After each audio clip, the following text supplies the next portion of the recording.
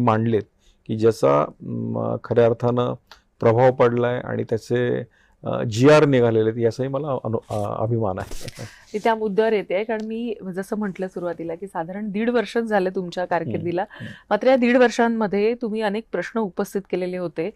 बऱ्याचदा असं पाहिलं जातं की आमदार उठतात, प्रश्न उपस्थित करतात आणि त्यानंतर पुढे त्यांचं काय होतं, त्याचा फॉलोअप कसा घेतला जातो आणि तुम्ही कसा घेता, कारण तुमची जरा चिकाटू वृत्ती आहे, तर कसा घेता आणि असे किती मुद्दे तुमचे आतापर्यंत मार्गी लागलेले आहेत असं तुम्हाला? असे अनेक मुद्दे मार्गी लागलेत, पण त्यातल्या त्यात गव्हर्नमेंटनी ज्याला शासकीय धोरण केलंय असे 3 ते 4 महत्त्वाचे मुद्दे आहेत.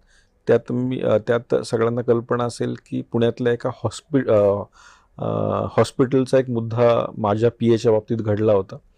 आणि तो घडल्यानंतर त्या ठिकाणी मी माझ्याच सरकारच्या विरोधात स्ट्रगल केलं, भांडलो आणि आता एक GR पारित झालाय की त्यावेळेस माझ्या PAच्या पत्नीला उपचार मिळाला नव्हता, डिपॉझिट भरलं नाही म्हणून.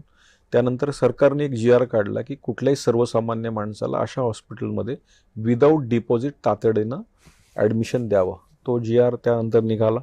नंतरच्या काळामध्ये महाराष्ट्रात फिरत असताना अनेक गावांमध्ये मी परिस्थिती पाहिली की स्मशानभूमी माणूस मेल्यानंतरही उपलब्ध होत नाही, कारण का तर तो मागासवर्गीय आहे म्हणून एक गाव एक स्मशानभूमी व्हावी यासाठी लक्षवेधी मी मागच्या वेळेस लावली आणि अनेक गावांची उदाहरणं दिली. अनेक गावांमध्ये असं घडलं होतं की स्मशानाला तो माणूस मागासवर्गीय म्हणून तिथले प्रस्थापित लोक त्यांना तिथे जाळू देत नव्हते. मग काही लोक आपल्या शेतात जाळायची, पण ज्यांना स्वतःचं शेत नाही त्यांना रोडवरही जाळू दिलं जात नव्हतं. तो मुद्दा मी प्रकर्षाने मांडला, त्याची एक भूमिका ठरली, त्याचं एक धोरण ठरलं. स्मशानभूमी डेव्हलपमेंटची एक समिती तयार झाली, त्याच्यावर मी स्वतः काम करतोय. माननीय मंत्री गोरेसाहेब अध्यक्ष आहेत, त्याला आता येणाऱ्या काळामध्ये चांगला निधी येणार आहे आणि एक गाव एक स्मशानभूमी हे धोरण शासनाने त्यानंतर ठरवले आणि त्याच्यावर इम्प्लिमेंटेशन चालू आहे. हा एक धोरण ठरलं. मागच्या अधिवेशनामध्ये मी आणखी एक विषय घेतला होता की अनेक मागासवर्गीय लोक मागासवर्गीय सर्टिफिकेट घेऊन सरकारी नोकऱ्यांमध्ये कामाला लागतात. ते क्लार्क होतात, पोलीस होतात, अधिकारी होतात. पण हे सगळं झाल्यानंतर ते विसरतात की आपण हिंदू मागासवर्गीय म्हणून कामाला लागतो, म्हणून ते ख्रिश्चन धर्माकडे ऑटोमॅटिक वळतात आणि आपला धर्म विसरून जातात.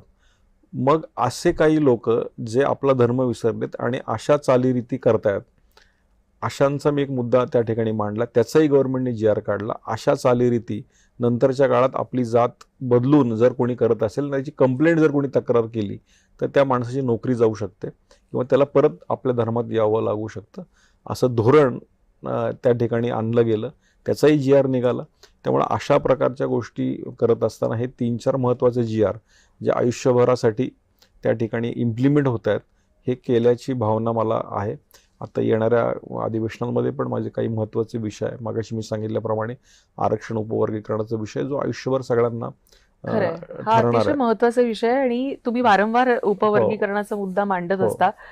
आरक्षण उपवर्गीकरणाची खरंच